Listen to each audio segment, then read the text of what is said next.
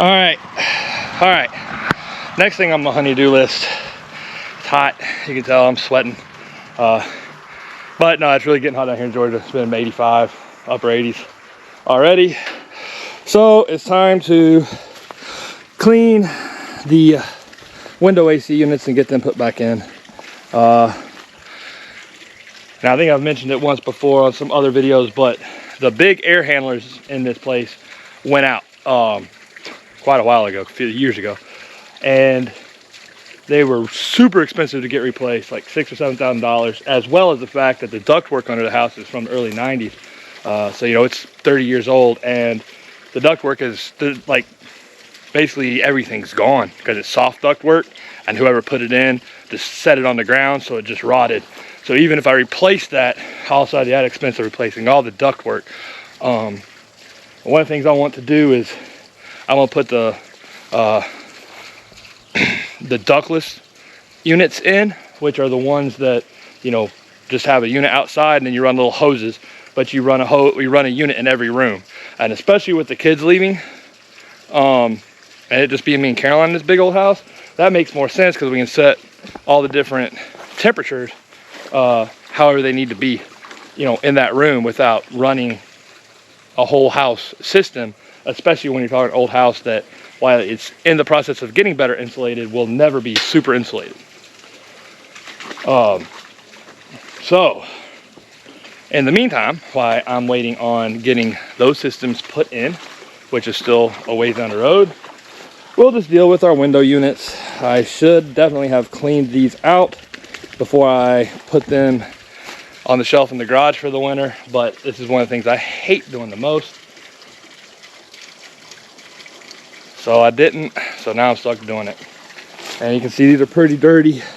And I went to like 4 different places today, got a late start, had a dentist appointment, and looking for a coil comb, which is looks like a paintbrush, but with long, like aluminum bristles, so that you don't have to worry about this. I've got to straighten some of these fins here for cooling efficiency, but for the front I just got me some wire brushes. That way I can just take and, you know, get in the coils, and I think I might be able to straighten some of them back up just with the stainless brush. And then of course I got me some more healthier friendly. This isn't like the old coil cleaner that they used to use that was really bad. This stuff's not horrible for the environment, but that's going to help bust up a lot of the gunk in there and make it easier to clean. So what I'm going to do is just take this thing apart, take the cover off, I'm going to spray some cleaner on it, and then I'm going to rinse it out with a water hose, let it dry overnight. I just let it dry for an hour or two because it's hot. I'll just back it up into the sun, and house won't be quite as hot tomorrow.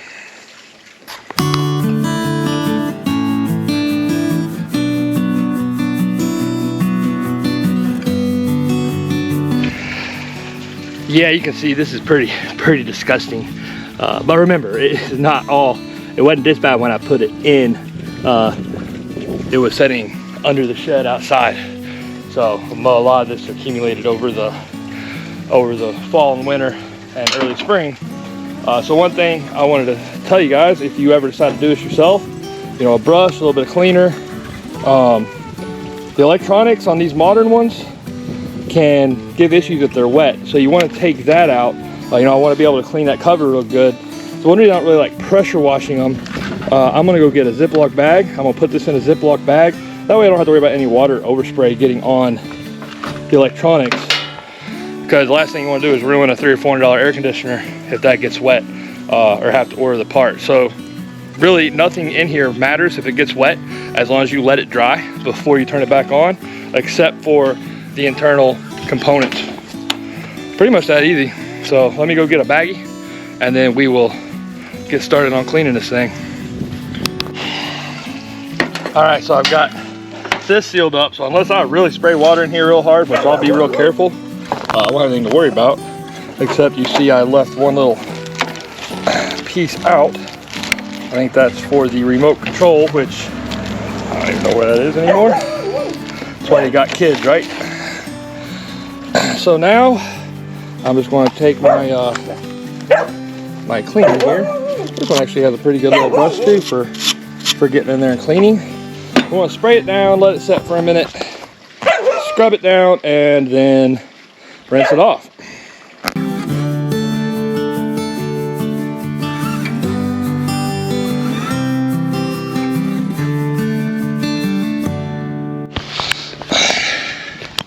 All right, so you can see this looks a whole lot better. Copper! He's still trying to play grandpa. Now, if you do decide to clean your own AC unit like this, whatever you do, don't go side to side because you don't want to bend these fins over. Copper! Come here. You always want to go straight up and down. And one of the reasons I like using the foaming coil cleaner, you can see where stuff is still in there. It sprays in real far and then it foams up and it actually pushes a lot of the dirt and shit. It actually pushes a whole lot of the dirt and crud out with the foam. So where you can't get in with your brush, it pushes it back out.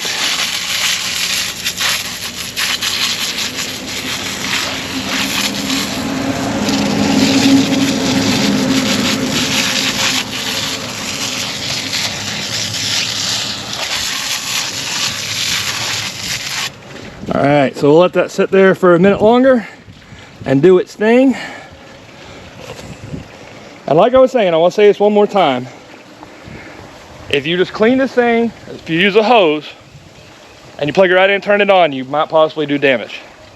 It won't hurt this thing to get sprayed down with a water hose as long as it dries completely, as long as you cover the electronics up. All right, so if you decide to do this, make sure and let it dry thoroughly before you decide to plug it in and turn it on. All right, that's pretty nasty. That's really nasty. So now we're going to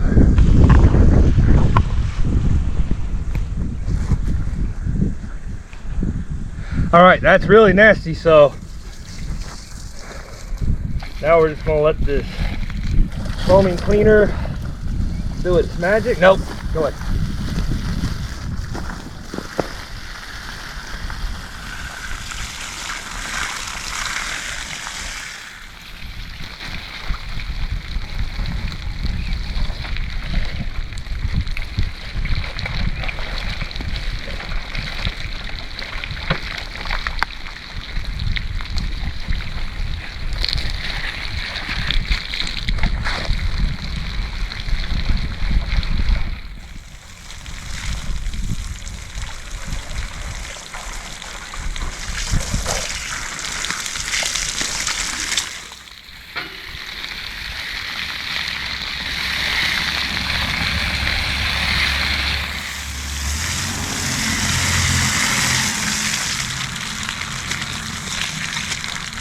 All right,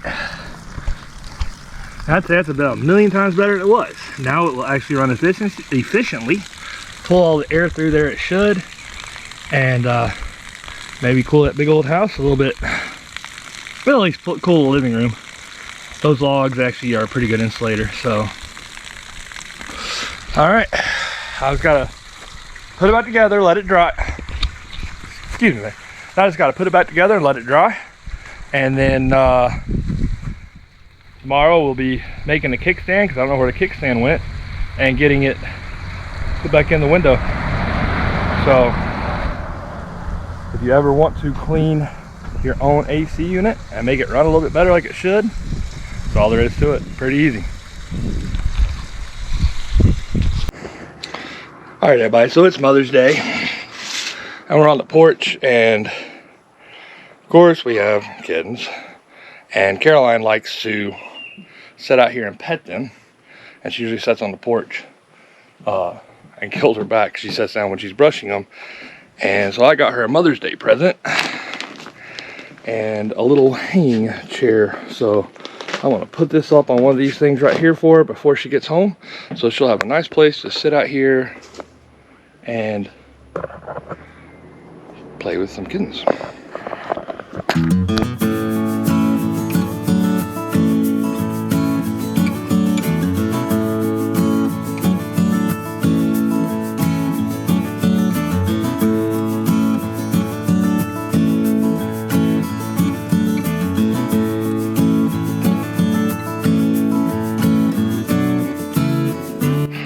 All right, so it's actually a little bit easier to hang than I thought it was going to be with what it came with.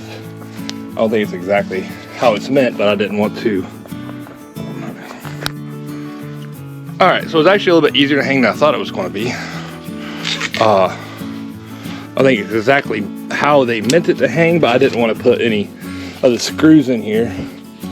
Now this beam I picked, I hung on it. It's not going anywhere, but the chair says max 250 pounds. I'm pushing that. And so I brought, my idea was, I brought somebody substantially lighter than me out here to try it, make sure it was good. However, he's been working on his Jeep and he's pretty filthy. So we are going to hold on a second and bring a different person to try it.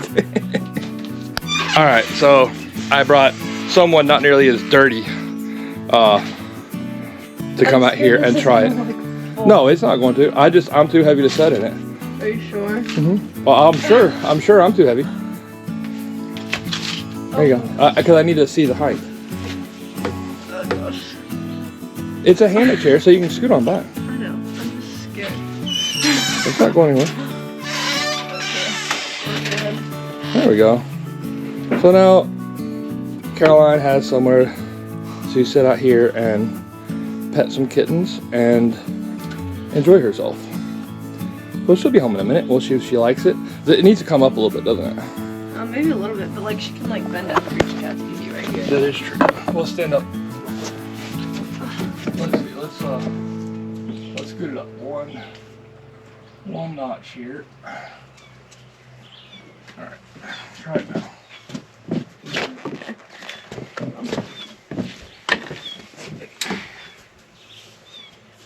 Got better. Yeah. Still pet cats. And she's got a couple pillows. There we go. All right. Is it comfortable? Yes. Pretty good.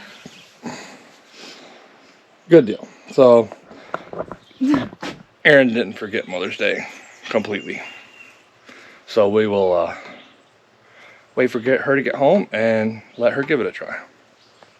So your shorts and shirt ended up being super expensive. Oh. Because they wanted $30 for the shirt.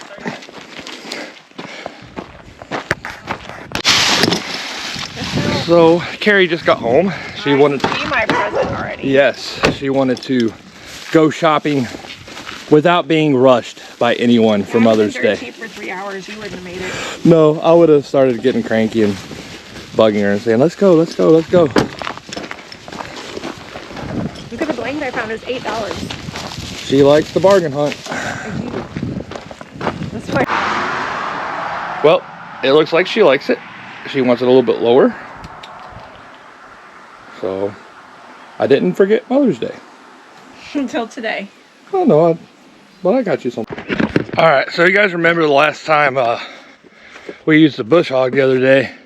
It was all milky, and I've tried more and more to get the drain plug out. It's just not happening. So, thankfully, having the tractor with forks makes it not a problem. So we're just gonna finish lifting this Bushhog up, be able to take this drain plug out, and get all this old milky oil out, fill it up. We'll be good to go.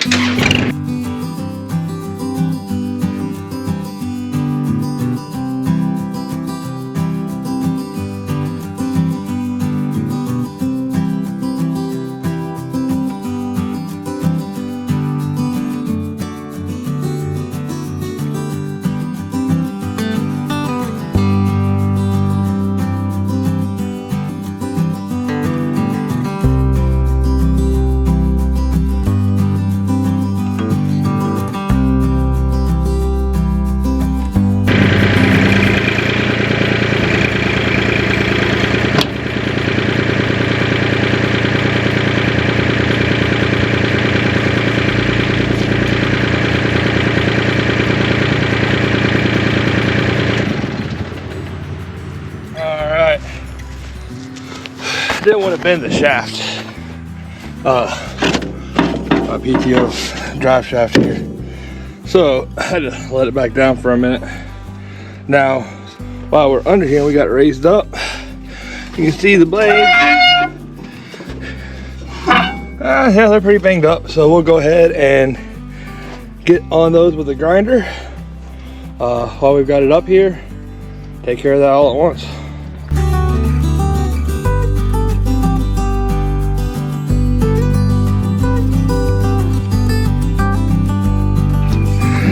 All right, so you can see water had definitely got in on this gearbox here.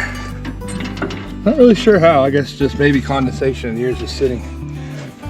So we're gonna let this thing just drain and drain and drain while we get the blades sharpened up.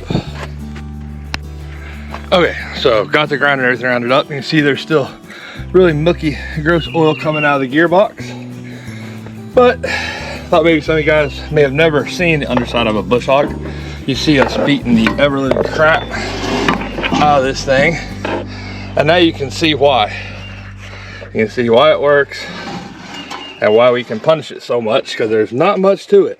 It's a big flat heavy disc of metal attached to two big heavy blades. And we're going to sharpen this thing. We're only going to sharpen the one side here. You see it's got a bevel on this blade and a bevel on this blade. You don't want them really knife razor sharp. We're just, these actually aren't too bad. But since it's already hanging up and easy to get to, might as well go ahead and throw a little bit, take some of the nicks out. It'll make it work a little bit better.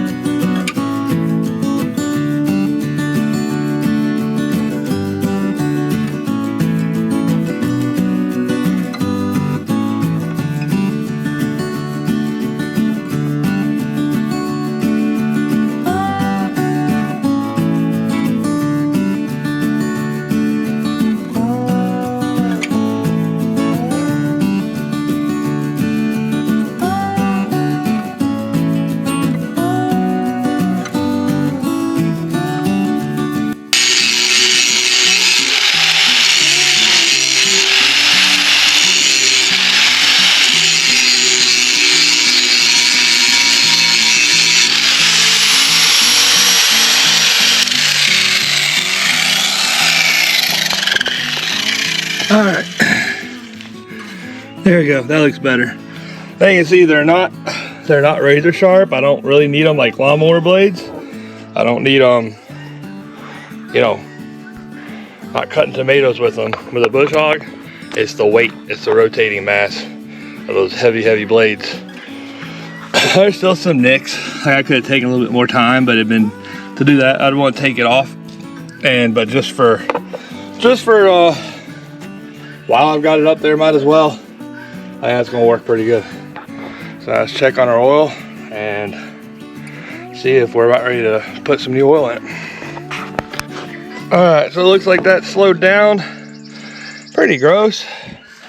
And we don't have to get all of it out of there. In a gearbox like that, a little bit of oil evaporates, it heats up. So we've got enough of that oil out now that I think we are good to put some good Lucas gear oil back in there and get to work. All right.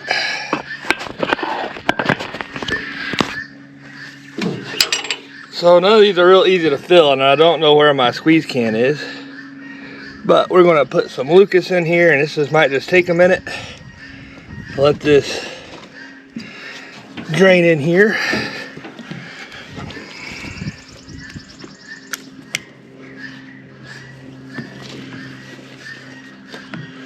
Let me go see if I got my little funnel.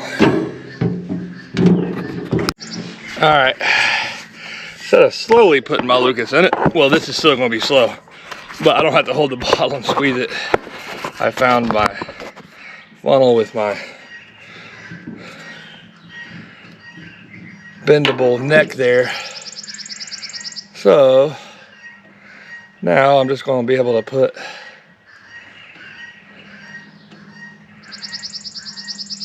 and we're in the sun, so maybe that'll help speed it up a little bit. But this still isn't going to be fast. It's probably going to take a few minutes.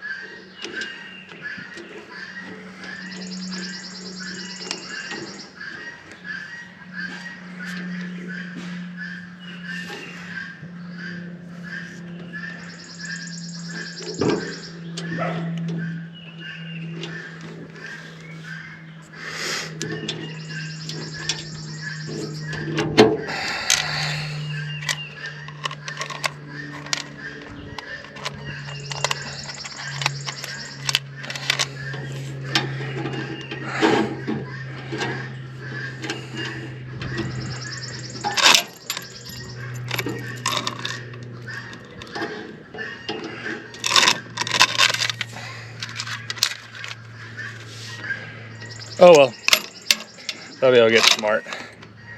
But it won't take but a few minutes, and we'll have it all drained down in.